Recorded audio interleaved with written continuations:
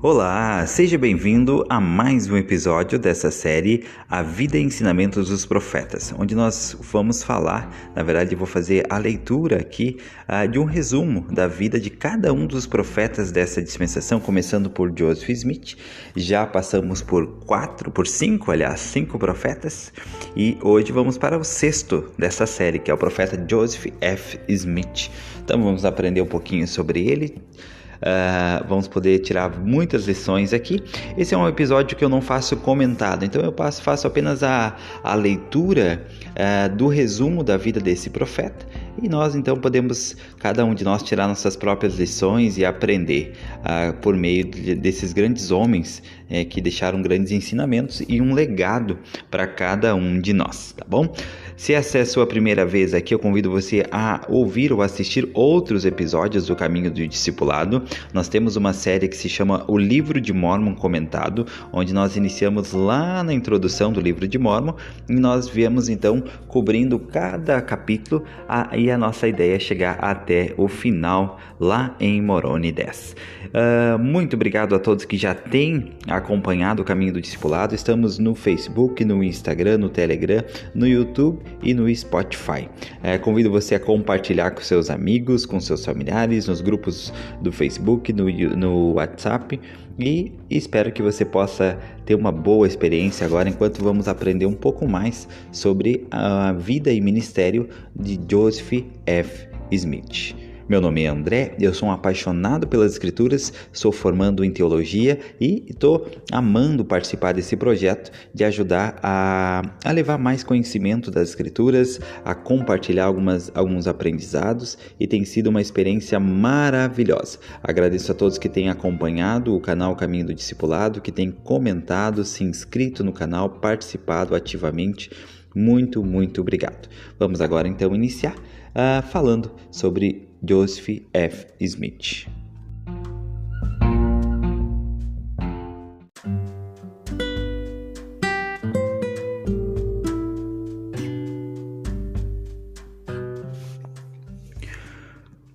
Joseph F. Smith foi o sexto presidente da igreja e o último presidente que conheceu pessoalmente o profeta Joseph Smith. Passei toda a minha infância e juventude com o povo de Deus, sofrendo com eles e regozijando-me com eles. Durante toda a minha vida sempre me identifiquei com esse povo, disse ele. Ele buscou sinceramente conhecer Deus, o Pai e seu Filho Jesus Cristo, e servi-los com total devoção. Abençoado com um profundo entendimento do Evangelho, conseguiu liderar seu povo nos princípios da verdade eterna e firmar a igreja em meio aos ataques de seus inimigos durante os primeiros anos do século XX.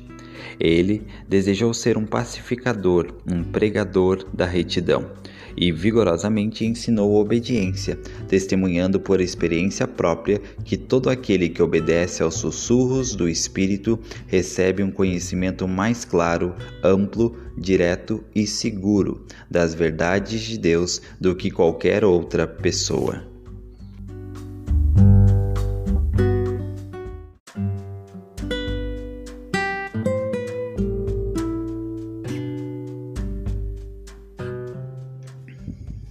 Uma infância nutrida pela fé. O primeiro filho de Mary Fielding Smith e Hiram Smith, Joseph F. Smith, nasceu no dia 13 de novembro de 1838 em Far West, condado de Caldwell, Missouri, em meio à perseguição e pobreza. 2 semanas antes, seu pai tinha sido levado cativo por uma multidão enfurecida e injustamente colocado na prisão. Por 4 longos meses, Hiram Smith e seu irmão, o profeta Joseph Smith, e outros homens sofreram privações na cadeia de Liberty. Mary sentiu que o marido tinha sido cruelmente tirado da sua companhia. Ela falou, numa época em que fui súbita e inesperadamente obrigada a assumir os cuidados de uma grande família. Tendo se convertido à igreja no Canadá, ela casou-se com Hiram Smith depois da morte da primeira esposa dele, e estava cuidando dos 5 filhos da família Smith quando seu querido Joseph F. Smith nasceu. Quando os santos foram expulsos de Missouri no inverno de 1838, Joseph F. Smith era um bebê de colo. Seu pai ainda estava na prisão e sua mãe estava muito doente, tendo que ser transportada por mais de 320 quilômetros, na maior parte do tempo confinada ao leito. A irmã de Mary, chamada Mercy Fielding Thompson, cuidou de Joseph F. Smith juntamente com sua própria filhinha. Os santos encontraram refúgio em Illinois e o jovem Joseph F. Smith passou a maior parte de seus primeiros 8 anos de vida em Nauvoo, a cidade que os santos construíram às margens do rio Mississippi. Ali, no seio da família Smith e da comunidade dos santos, ele foi nutrido no conhecimento do Evangelho de Jesus Cristo. Ele falou: "Fui instruído a acreditar na divindade da missão de Jesus Cristo." E também falou: "Fui ensinado por meu pai, pelo profeta Joseph Smith, por minha mãe, e em todos os dias de minha meninice e em todos os anos de minha vida, apeguei-me a essa crença."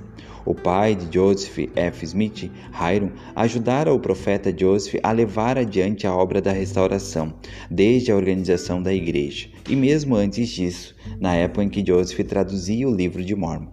O profeta confiava muito em seu irmão mais velho, Hiram, especialmente em Nauvoo, onde Hiram foi chamado por revelação para o cargo de patriarca da igreja e presidente assistente. O profeta disse que Hiram possuía a brandura de um cordeiro, a integridade de Jó, em resumo, a mansidão e a humildade de Cristo. Da mesma forma que seu pai, Joseph F. Smith, desenvolveu grande amor e lealdade ao profeta Joseph Smith. Mais tarde, ele viria a compartilhar frequentemente suas preciosas lembranças de seu tio e sempre testificava a respeito de seu chamado como o profeta da restauração. Ele falou: ele era cheio de alegria, sentia-se pleno de felicidade, era cheio de amor. Sempre que podia, brincava com as crianças e divertia-se com jogos simples e inocentes entre os homens. Ele também comungava com o pai e o filho e falava com anjos, e eles o visitavam e lhe conferiam bênçãos, dons, chaves e poder. Joseph F. Smith ainda não tinha 6 anos de idade quando seu tio Joseph e seu pai deram a vida pelo reino de Deus. Eles foram assassinados em 27 de junho de 1844 por uma multidão enfurecida.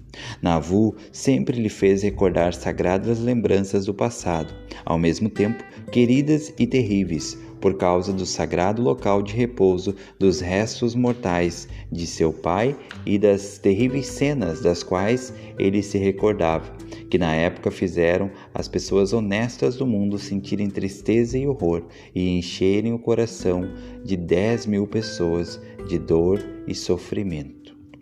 Depois da morte de Hiram, Mary e sua irmã Mercy, que também era viúva, trabalharam juntas para cuidar da grande família e prepararam-se para reunir-se aos santos que mudavam para o oeste.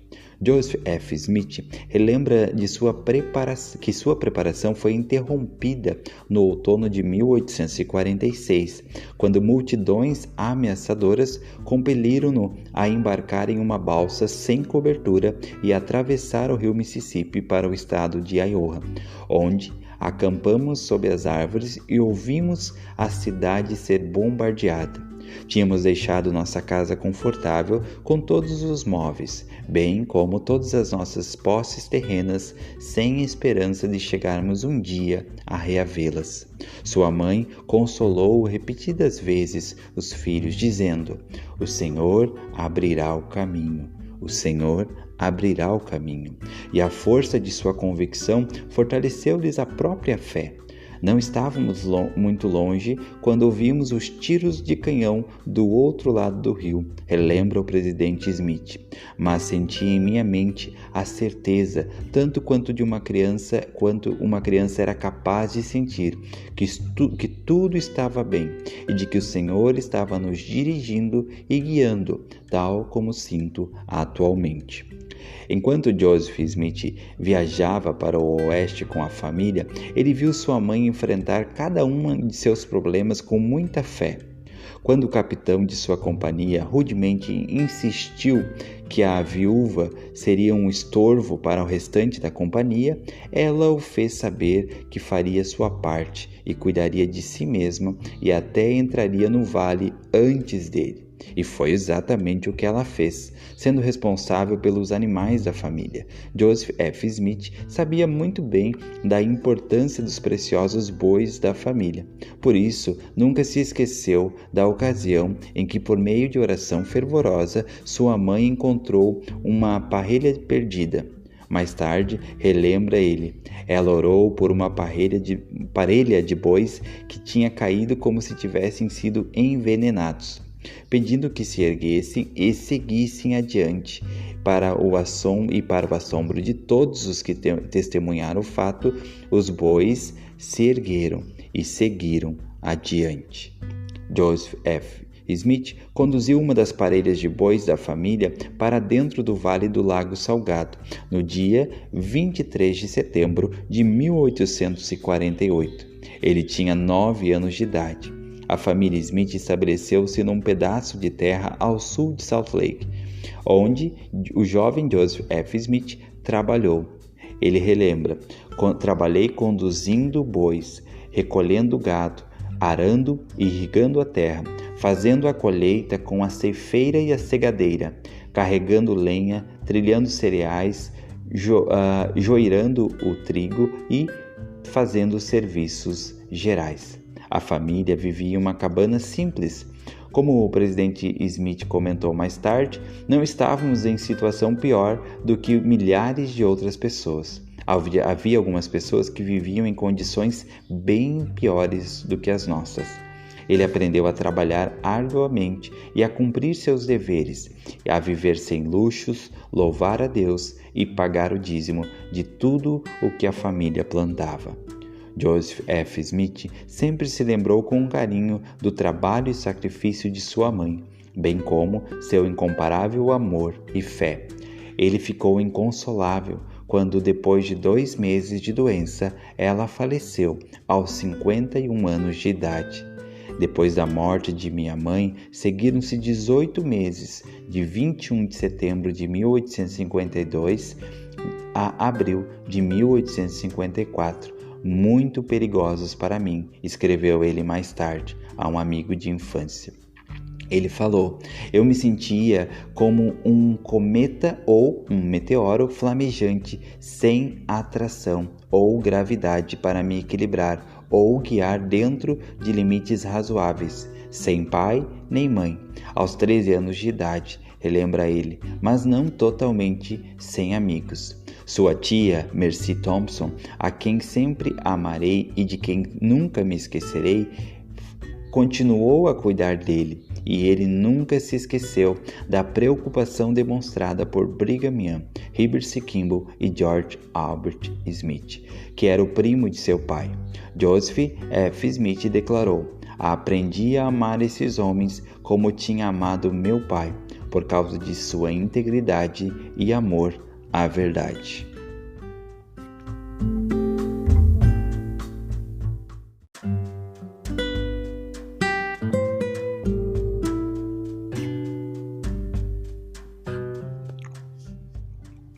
Chamado para servir no Havaí. Quando a primeira presidência anunciou na Conferência Geral de 1854 que Joseph F. Smith fora chamado para reunir-se a um grupo de missionários que partiria em breve, ele exerceu toda a fé que havia reunido durante sua infância e atendeu ao chamado com alegria. Refletindo mais tarde, com gratidão, ele relembra: meus 4 anos de missão nas ilhas de Sandwich restauraram meu equilíbrio e estabeleceram as leis e limites que governaram minha vida depois disso. O elder Joseph F. Smith chegou a Honolulu, nas ilhas de Sandwich, Havaí, em 27 de setembro de 1854, 6 semanas depois de seu aniversário de 16 anos. Designado à ilha de Maui, foi deixado sozinho em Kula para viver entre o povo e aprender sua língua e cultura. O jovem elder procurou sinceramente obter o dom das línguas, relembra ele, e por meio desse dom e pelo estudo 100 dias depois de chegar àquelas ilhas, eu conseguia conversar com as pessoas em sua própria língua, como hoje converso com vocês em minha língua nativa. Sua extraordinária fluência na língua permitiu-lhe ministrar pessoalmente ao povo havaiano. Mesmo sendo um jovem, o Elder Smith foi designado a presidir na ilha de Maui e depois em Hilo, nas ilhas do Havaí, e mais tarde na ilha de Molokai. Em Molokai, onde contraiu uma febre e ficou gravemente enfermo por 3 meses, uma querida irmã chamada Maui cuidou dele tão cuidadosamente como se fosse seu próprio filho. Ela nunca se esqueceu dele, nem ele dela. Eles se cumprimentavam com grande afeto sempre que se encontravam nos anos seguintes. A bondade que me foi manifestada por muitos dos bons moradores nativos do Havaí foi uma recordação abençoada para ele. O Elder Joseph F. Smith partiu do Havaí em outubro de 1857 e aceitou maiores responsabilidades que lhe foram designadas pelo presidente Brigham Young. Ele serviu uma missão na Inglaterra entre 1860 e 1863 e outra missão no Havaí em 1864. Depois de seu retorno a Salt Lake, no final de 1854, ele empregou-se no escritório do historiador da igreja, trabalhando sob a orientação do Elder George A. Smith, do Quórum dos 12.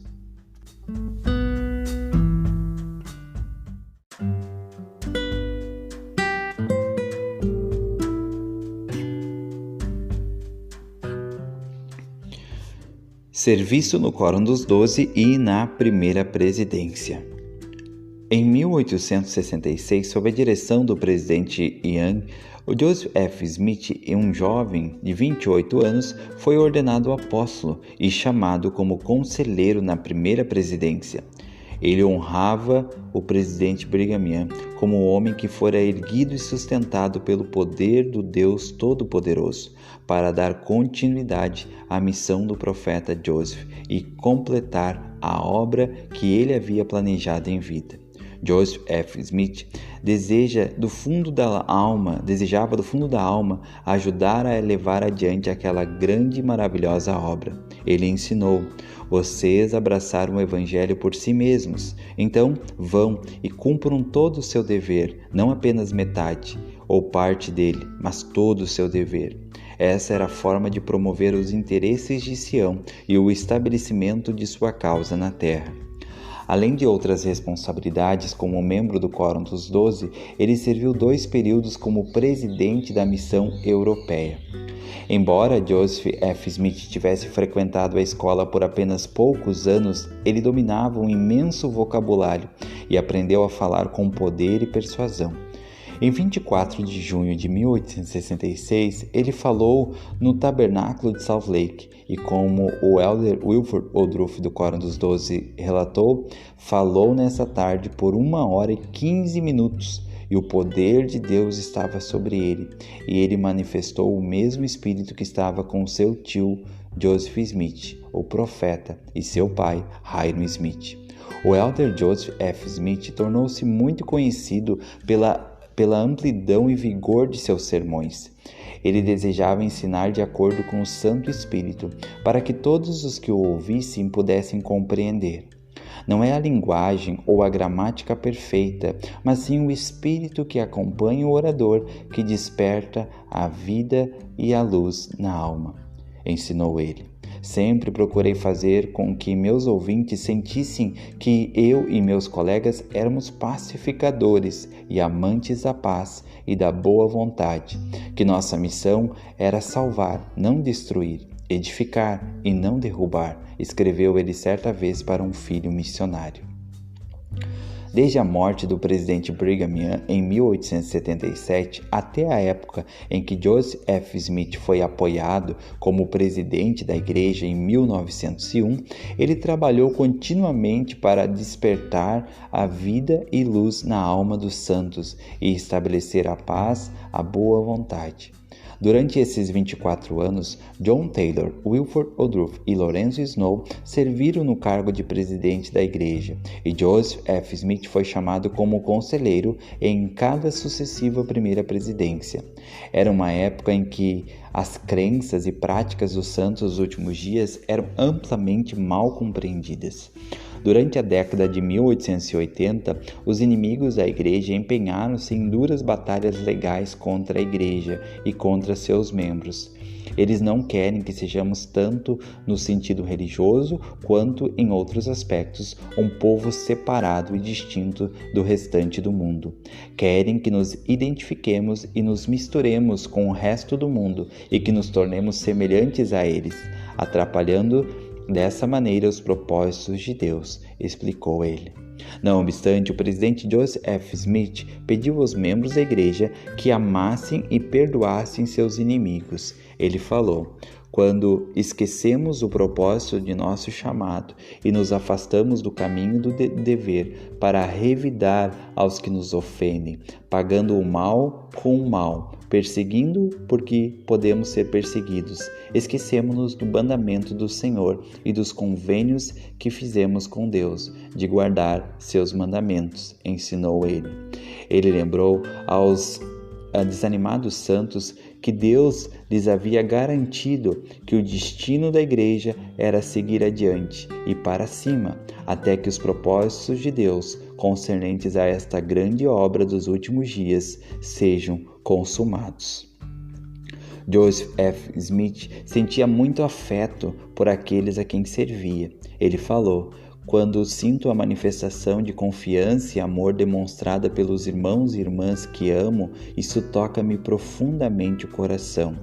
De todas as pessoas com quem conviveu, dava maior valor aos laços que ligavam a sua amada família. Para ele, ser marido e pai eram seus maiores chamados.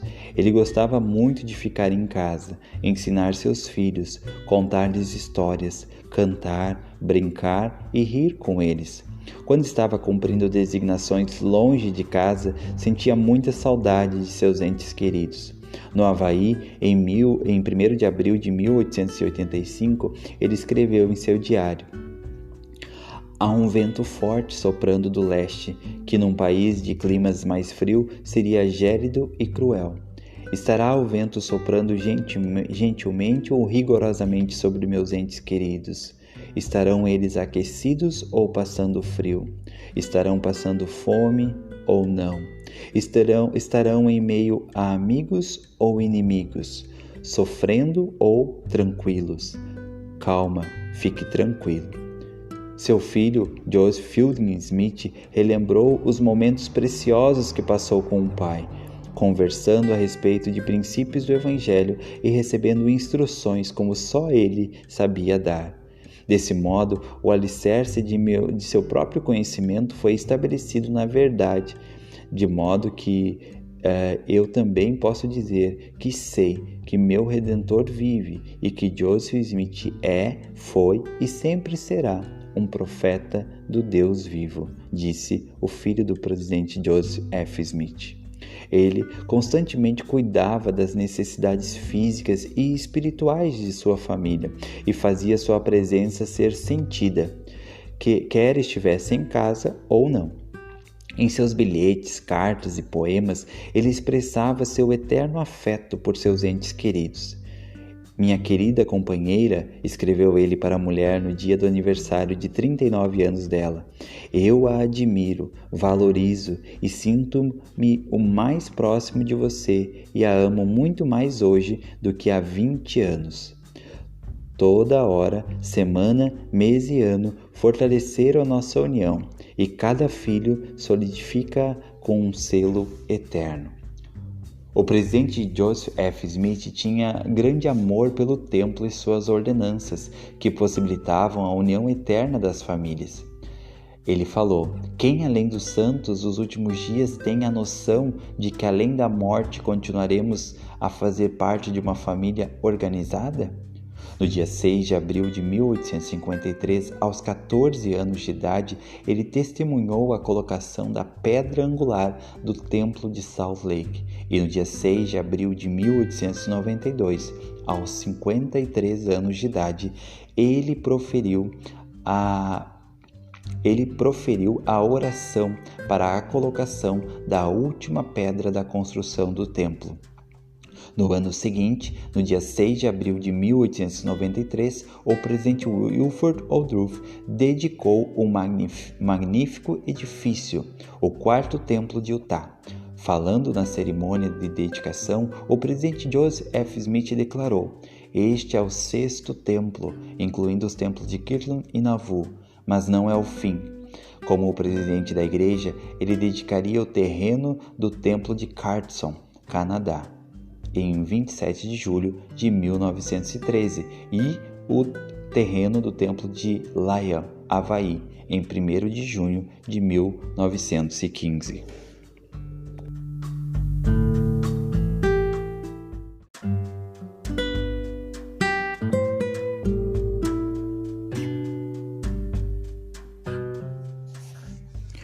Ministério como presidente da Igreja.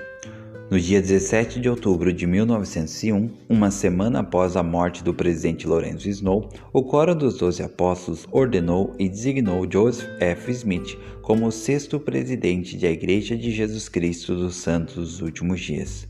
Ele serviu 17 anos como presidente, de 1901 a 1918.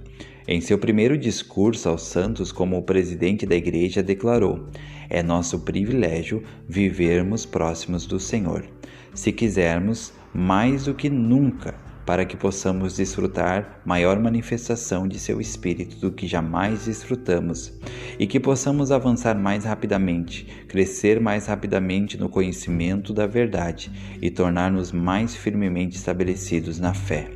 Tudo isso, contudo, depende do crescimento e da fidelidade do povo." Seu contato pessoal com os santos, seus esforços no sentido de fortalecer a integração e o ensino nas alas, sua incansável pregação dos princípios da verdade eterna, foram meios de exaltar a retidão, a pureza e a santidade no coração das pessoas. Ele sabia que somente um povo justo, puro e santo poderia ajudar o Salvador a levar a efeito a santificação da terra e a salvação da raça humana.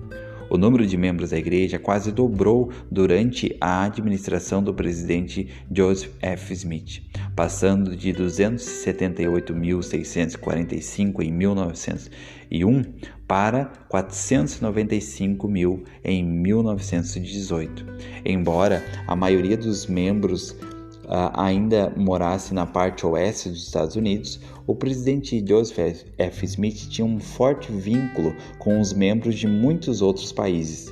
Ele visitou a Europa em 1906, sendo o primeiro presidente da igreja a fazê-lo, enquanto ocupava o cargo. Voltou àquele continente em 1910 e visitou os santos do Canadá e das Ilhas Havaianas. Ele e seus conselheiros, na primeira presidência, aconselharam os membros a serem fiéis e leais a seus respectivos governos e a serem bons cidadãos e a permanecerem em suas terras de origem e formarem congregações permanentes. Os membros da igreja deixaram de ser incentivados a mudarem-se para Utah, a fim de se juntarem aos santos daquele lugar.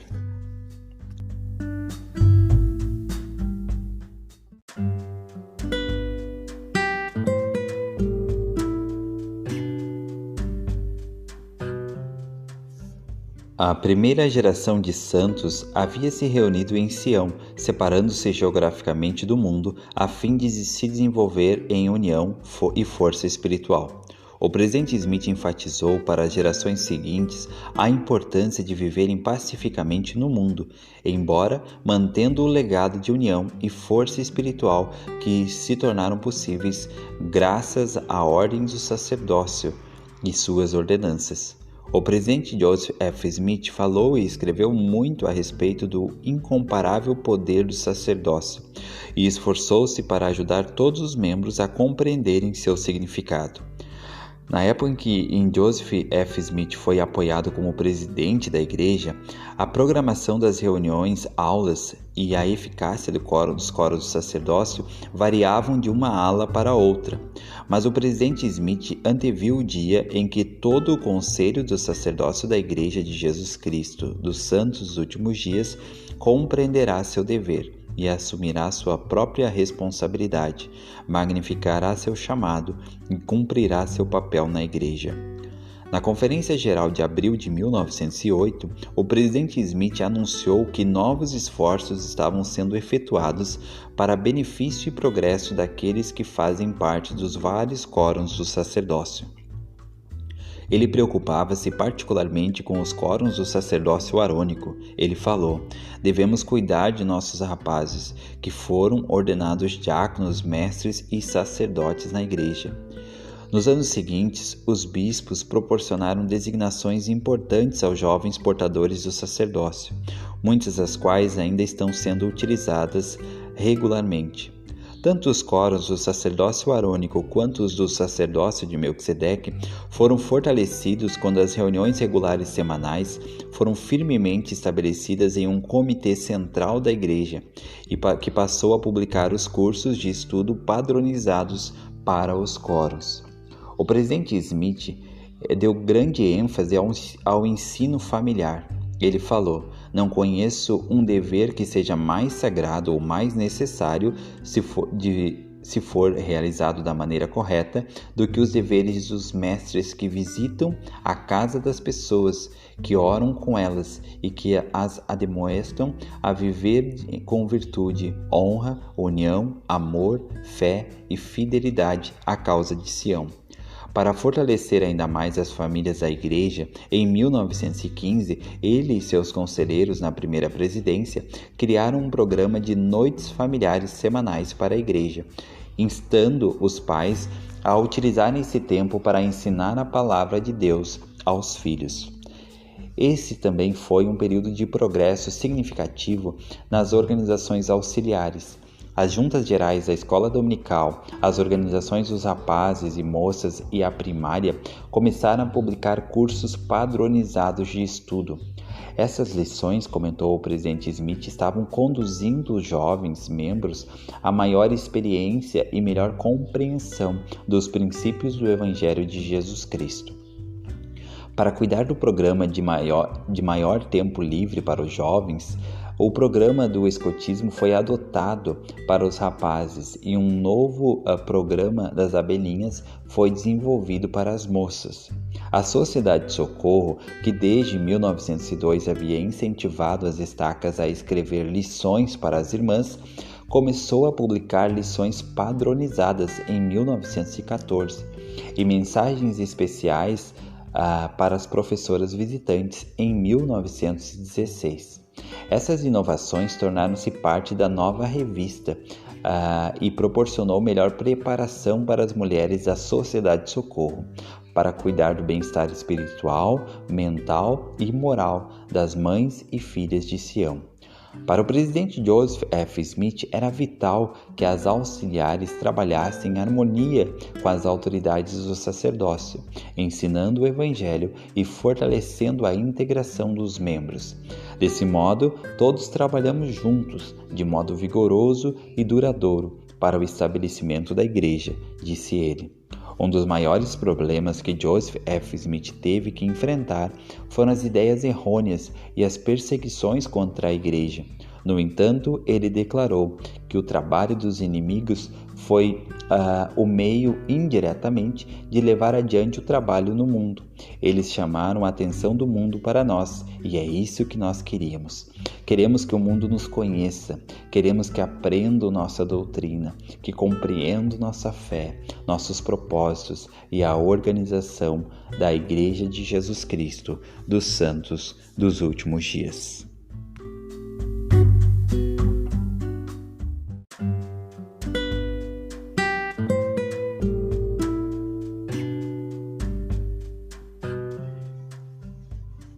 Gradualmente, as esperanças do presidente Joseph F. Smith começaram a concretizar-se e a igreja passou a ser mais respeitada nos Estados Unidos e no exterior. A fim de fornecer aos turistas que visitavam Salt Lake informações corretas a respeito das crenças e história da igreja, a igreja abriu seu primeiro centro de visitantes na Praça do Templo, em 1902. Durante o primeiro ano de funcionamento, os 25 voluntários ficaram sobrecarregados com mais de 150 mil visitantes. Em 1904, exigia mais trabalhadores e um edifício maior o centro de visitantes. Em 1911, o Coro do Tabernáculo apresentou concertos muito elogiados em 25 cidades do leste e meio-oeste dos Estados Unidos, inclusive um concerto especial na Casa Branca para o presidente dos Estados Unidos e convidados. O Senhor irá fazer-nos mais altos e maiores na opinião do mundo e fazer-nos assumir nossa real posição e lugar no meio da terra, prometeu o presidente Joseph F. Smith. Na mesma proporção da maior dificuldade dos membros e de sua disposição de tornarem-se mais firmemente estabelecidos na fé. Ele, portanto, continuamente exortava os santos dos últimos dias a tornarem-se mais profundamente estabelecidos em sua própria história e doutrina. O presidente Smith iniciou a republicação da série sobre a história da igreja, de autoria de Joseph Smith, e apoiou a compilação de diários de pioneiros e manuscritos pelos arquivos da igreja. Ele também autorizou os líderes da igreja a comprarem locais históricos que eram considerados sagrados pelos santos dos últimos dias, inclusive a cadeia de Carthage, Illinois, onde o profeta Joseph Smith e seu irmão Hiram foram martirizados em 1844. Também a comprar parte do terreno de Independence, em Missouri, a fazenda de Vermont, onde Joseph Smith nasceu, em 1805, e a comprar a fazenda de Joseph Smith Sr., em Manchester, Nova York, local em que se encontra o Bosque Sagrado, onde o profeta teve a primeira visão do pai e do filho em 1907. Foi feita essa compra. Ele testificou: existe algo sagrado nesses lugares para mim e para todos. Creio eu que aceitaram a missão divina de Joseph Smith, o profeta. O presidente Joseph F. Smith ensinou os santos dos últimos dias a honrarem o profeta por erguer o véu da eternidade, por assim dizer, perante nossos olhos. Da mesma forma, o próprio presidente Joseph F. Smith procurou compreender e ensinar as grandiosas verdades do Evangelho de Jesus Cristo. Suas cartas à família e amigos, seus artigos e respostas a perguntas publicadas nas revistas da igreja, seus sermões, foram todos ocasiões importantes de expor a doutrina. Quando ele e seus conselheiros na primeira presidência sentiram que doutrinas essenciais poderiam ser mal compreendidas pelos membros da igreja ou por outras pessoas, eles escreveram e publicaram explicações esclarecedoras.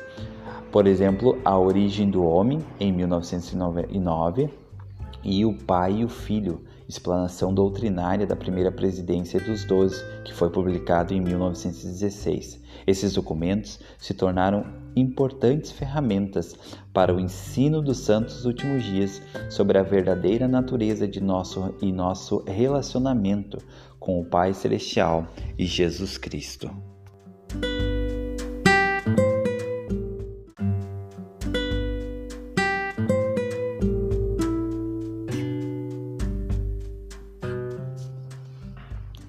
Tenho procurado desde a juventude ser um pacificador e um pregador da retidão, não apenas pregando retidão pela palavra, mas pelo exemplo, disse o presidente Joseph F. Smith.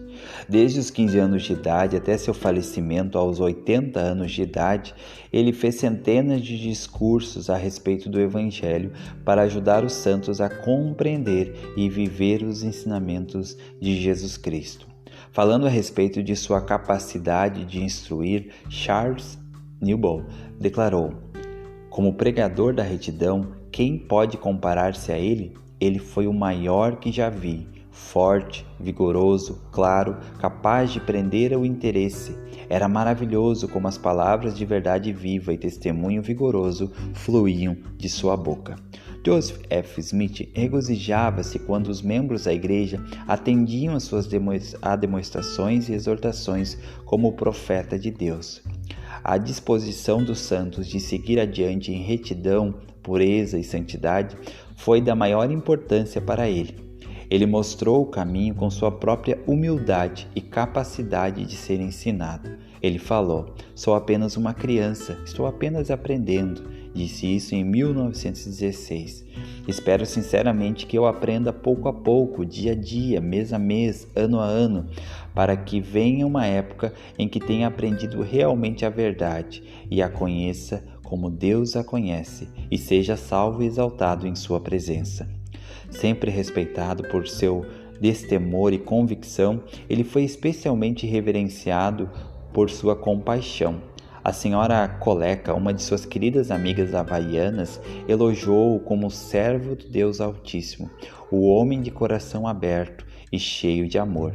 Ele aprendeu não apenas a pregar retidão pela palavra, mas pelo exemplo, buscando sinceramente tornar-se semelhante à imagem e semelhança de Jesus Cristo. Nos últimos meses de sua vida, o presidente Joseph F. Smith sentiu-se particularmente suscetível ao Espírito. Posso ter enfermidades, mas parece que minha condição espiritual não apenas permanece firme como no passado, mas está se desenvolvendo e crescendo, disse ele em abril de 1918. 6 meses depois, no dia 3 de outubro de 1918, ele sentou-se em seu quarto, ponderando as Escrituras e refletindo sobre o grande sacrifício expiatório que foi feito pelo Filho de Deus para a redenção do mundo. Ele recebeu uma maravilhosa manifestação a respeito da visita do Salvador aos mortos, enquanto seu corpo estava no sepulcro. A revelação, posteriormente chamada de A Visão da Redenção dos Mortos e canonizada como Doutrina e Convênio 138, é um clímax condizente com a vida de um profeta que pregou incessantemente a respeito da importância de levarmos o plano de vida e salvação a todos os filhos de Deus. A glória de Deus, a origem divina do homem e sua descendência de Deus, a importância da obediência e das santas ordenanças, a gratidão amorosa e a devoção fiel. Esses foram os temas que o presidente Smith desenvolveu repetidas vezes. Raramente falava a respeito de um único princípio do evangelho isolado de todo o plano de vida e salvação. Ele podia pregar o evangelho em sua plenitude em um único sermão, às vezes em uma única frase, sempre enfocando a importância de conhecermos Deus, o Pai e seu Filho Jesus Cristo. É por meio do amor que sentimos por eles e por meio de nosso desejo de viver em harmonia com suas exigências e tornar-nos mais semelhantes a eles que podemos amar uns aos outros e podemos sentir mais prazer em fazer o bem do que jamais teríamos fazendo o mal.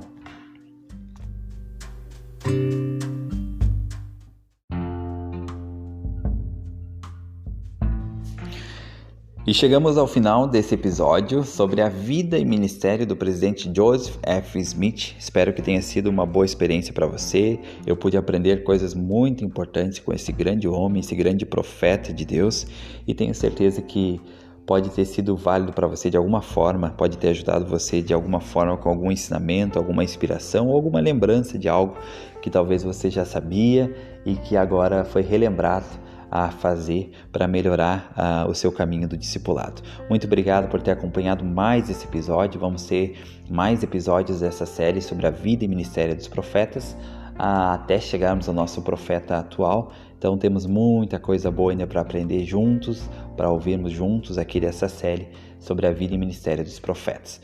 Convido você a seguir o caminho do discipulado nas redes sociais, a ouvir nossa outra série também, que é o Livro de Mormon Comentado, que está sendo já divulgado no Spotify, no YouTube, no Instagram, no Telegram, no Facebook.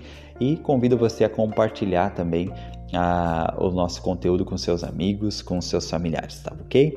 Desejo um ótimo dia para você, tudo de bom na sua vida, seja feliz e lembre-se sempre, Jesus Cristo é o caminho do discipulado.